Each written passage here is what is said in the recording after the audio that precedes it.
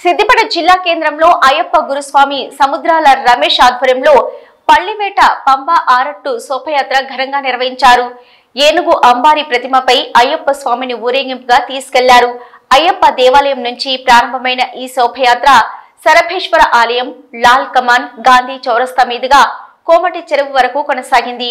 శోభయాత్రలో దారి పొడవునా దుకాణ యజమానులు, గృహిణులు మంగళ హారతులతో స్వాగతం పలికారు.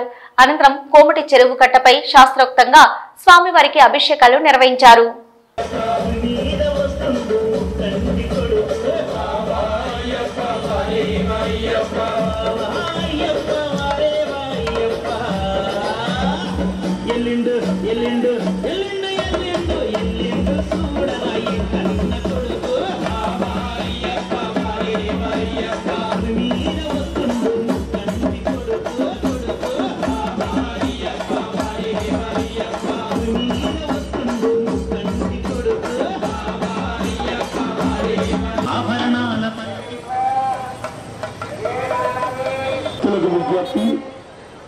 సిద్దిపేట పట్టణంలో పంబారట్టు కార్యక్రమం తర్వాత పూజ అనంతరం భక్తులందరికీ, సివిల్ స్వాములకు, భక్తులకు ప్రతి ఒక్కరికి భిక్ష ఏర్పాటు చేశారు.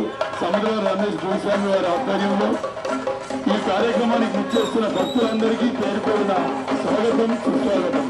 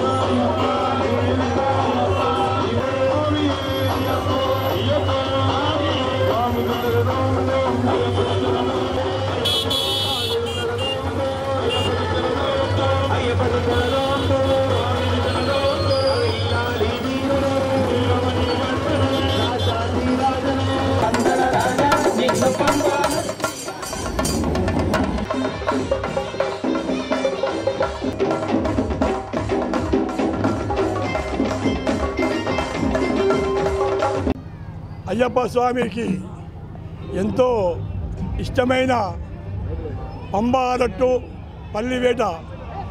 దీని యొక్క ముఖ్య ఉద్దేశం ఏమంటే, అయ్యప్ప స్వామి పందల రాజకుమారుడు. రాజు యొక్క ధర్మం ఏంది? నా ప్రజలు ఎలా ఉన్నారు, వాళ్ళు ఏ కష్టాలు అనుభవిస్తున్నారు, ఏ విధంగా ఉన్నారు అనే విషయాన్ని కనుక్కోవడం ధర్మం. అయితే ఇంతకుముందు ఎన్నోసార్లు మనం చిన్న చిన్న కథలు విన్నాము.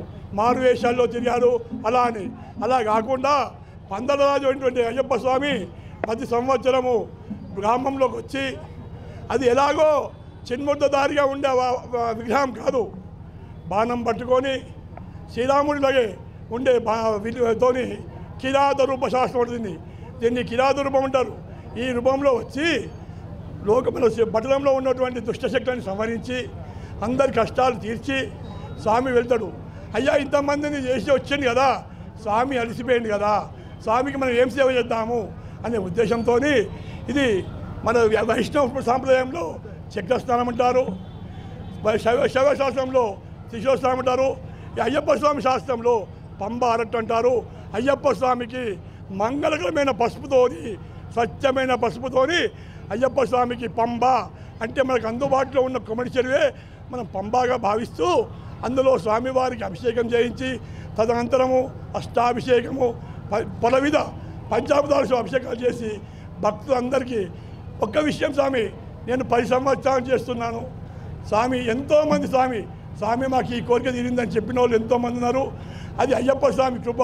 మీ అందరికీ ఒకటే మనవి, వచ్చిన వాళ్ళందరూ మీకు ఎలాంటి కోరిక ఉన్నా చెరువు గట్టు మీద అక్కడ మీ కోరిక చెప్పుకోండి. 41 రోజుల్లో తీరుతుంది. తీరితే మాకు చేయాల్సిన రుసుము ఏందయ్యా అంటే, వచ్చేసారి ఇద్దరిని దొరకరావాలి. ఇది ఊరు జాతర కావాలన్న సంకల్పము. నా 25వ సంవత్సరము సంకల్పించుకున్నాను. స్వామి దయవలన 10వ సంవత్సరం పూర్తి చేసుకున్నాను.